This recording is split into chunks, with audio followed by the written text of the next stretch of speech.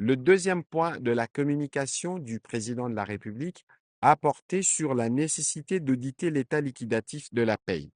dans l'objectif de garantir la soutenabilité de nos finances publiques et d'assurer la continuité des opérations financières de l'État,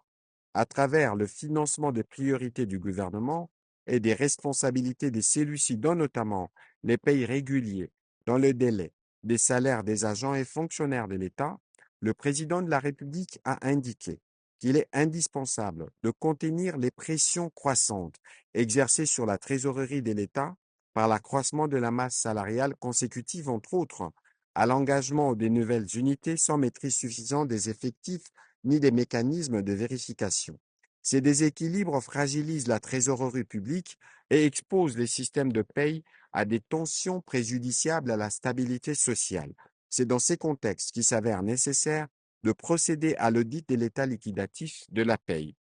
Le président de la République a tenu à souligner qu'il ne s'agit ni d'une mesure isolée, ni d'une réaction conjoncturelle, mais de la continuité d'une orientation constante en faveur de l'assainissement et de la discipline budgétaire. Cette démarche cohérente et réfléchie de redressement des finances publiques répond à une exigence de responsabilité républicaine qu'il a toujours affirmée.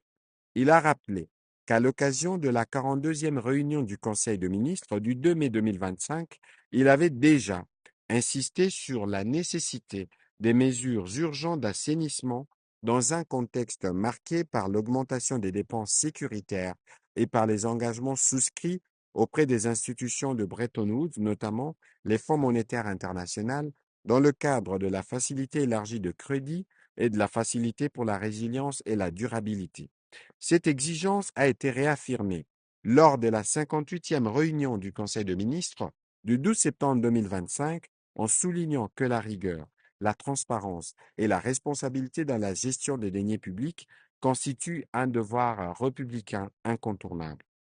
Le salaire des fonctionnaires n'est pas une simple variable budgétaire. Il est un droit social fondamental, garant de la dignité des agents publics et de la stabilité des ménages. Assainir la paye ne vise donc nullement à fragiliser les agents régulièrement engagés, mais à les protéger contre les dysfonctionnements et les charges indues qui menacent la soutenabilité du système et provoquent des retards socialement inacceptables. L'audit de l'état liquidatif poursuit un double objectif: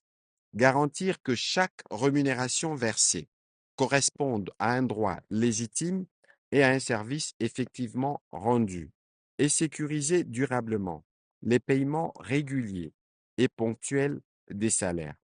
À cet effet, il a instruit la Première ministre chef du gouvernement d'en assurer la coordination stratégique avec le concours de l'Inspection générale des finances et des autres services de contrôle requis.